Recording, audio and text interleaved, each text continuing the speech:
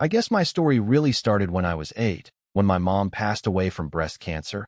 It happened so fast. One day she was helping me with my science project. The next she was in the hospital, and then she was just gone. My dad changed after that. He didn't cry, didn't talk about her, just buried himself in work. Within a year, he remarried Susan, a woman from his office. She seemed nice at first, always smiling, baking cookies, calling me sweetheart. I tried to be a good son, got good grades, kept my room clean, even helped her carry groceries. But it didn't matter. Susan had a daughter, Lily, a year younger than me. Where I got lectures about trying harder, Lily got praise for the smallest things. When I won a math competition, my dad told me not to get cocky. When Lily drew a stick figure, she got it framed. I'd stay up late studying, hoping to impress them. But I was invisible. Susan started making little comments, too. Why don't you go outside more, honey? You're so pale. Or Lily's just naturally more outgoing, you know? I'd laugh it off, but it stung. At school, I was the quiet kid, the one who tried hard but never quite fit in.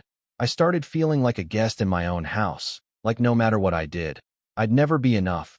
That was just the beginning. I'll never forget that night.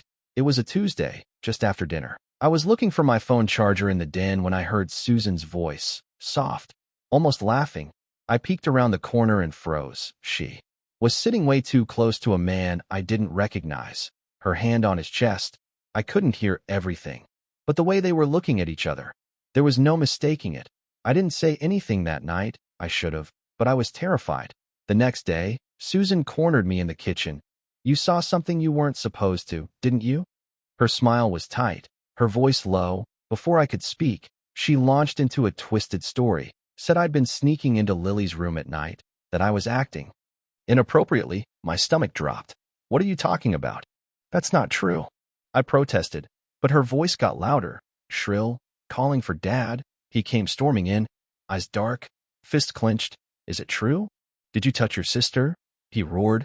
I tried to explain, begged him to listen. She's lying. I swear, Dad, please. But he wouldn't hear it. Susan sobbed. Lily stared at the floor.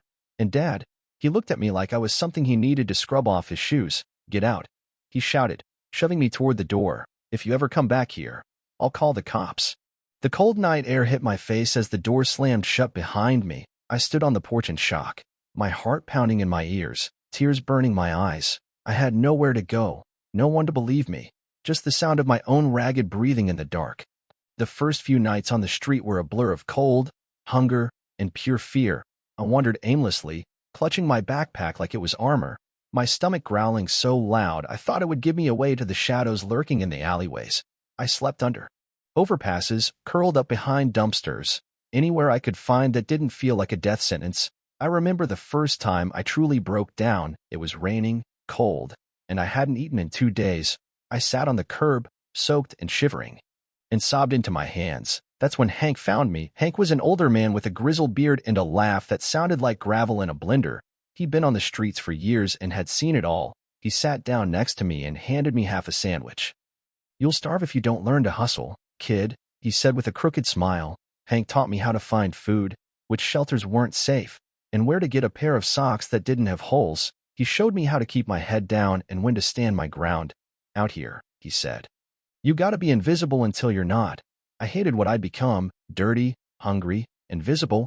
I missed my bed, my books, even the cold stares from Susan. But somewhere in the back of my mind, a thought flickered. Maybe this wasn't the end. Maybe, just maybe, I could build something better. That spark was small, but it was there, and I clung to it like a lifeline. One night, after weeks of scraping by, Hank turned to me and said, kid, you're too young to rot out here.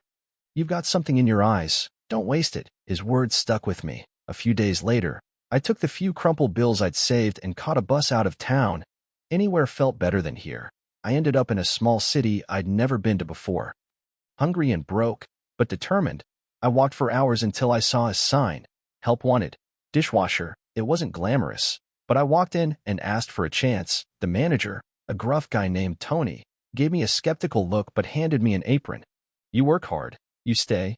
You screw around. You're out. I scrubbed dishes for hours, burning my hands on hot water, but I didn't complain.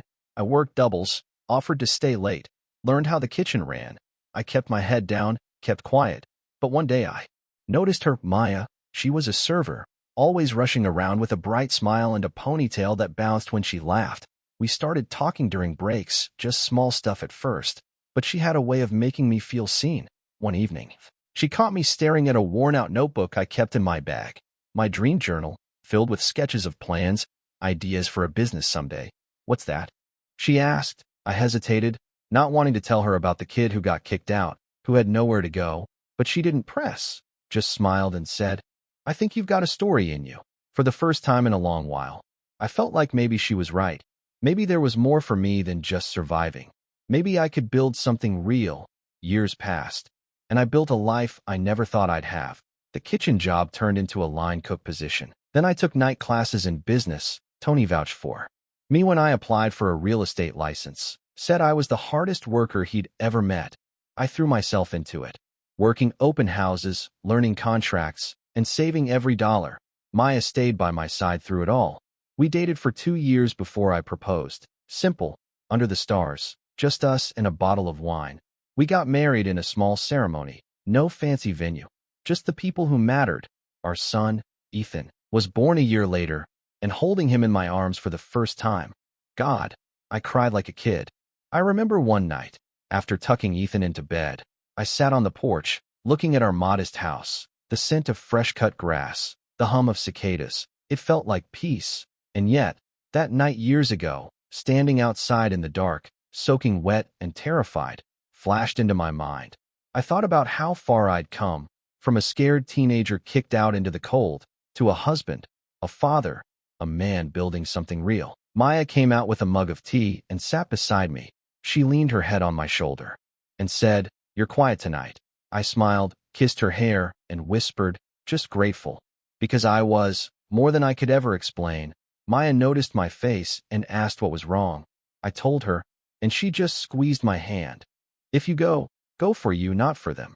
A week later, I agreed to meet them at a coffee shop in town. I arrived early, watching the door like I was bracing for a storm. When they walked in, it was like stepping into a parallel universe. Dad looked older, smaller somehow, his hair thinning, eyes tired. Susan, she still had that rehearsed smile, like nothing had ever happened. They sat down, and for a moment, no one spoke. Then Susan broke the silence, her voice sugar-sweet. "You've done so well for yourself. We're so proud." I stared at her, barely breathing. Proud? Of what? Kicking me out? Dad cleared his throat, shifting uncomfortably. "We've fallen on hard times. Your sister, Lily, she's been struggling. We thought maybe, you could help. Just a little." I leaned back in my chair, my mind racing. Lily, the golden child, the one they threw me out to protect. They were here because they needed me, not because they cared. Susan reached for my hand across the table, but I pulled back. "You're asking me for help? After everything?" Her smile flickered, just for a second, and in that second, I knew. There was more to this than they were saying. I took a deep breath and looked Dad straight in the eye. "Before we go any further, there's something you should know, something I should have told you years ago." Susan stiffened, her eyes narrowing, but I kept going. "Lily isn't your daughter." The words hung in the air like a thunderclap. Dad blinked, as if trying to process what he just heard. Susan's face drained of color. "That's a lie," she snapped, her voice high and sharp. I shook my head, calm but firm. "No. I saw you, Susan, years ago, in the den, with him." I slid a folder across the table, copies of old photos, and a DNA report I'd gotten months ago after my curiosity finally got the better of me. I pointed to the bold text, 0% probability of paternity. Dad's hands trembled as he flipped through the papers. His face went pale, then red. "Is this true?" He barked at Susan. Susan stammered, her mask crumbling. It was just a mistake. A long time ago. It didn't mean anything."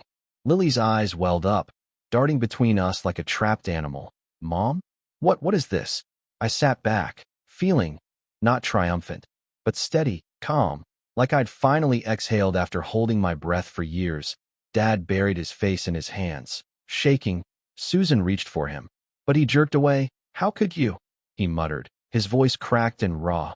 The room filled with a heavy, choking silence. Susan's perfect little world was shattered, the lies exposed, and I sat there quietly, knowing I'd carried the truth long enough. It was finally their burden to bear.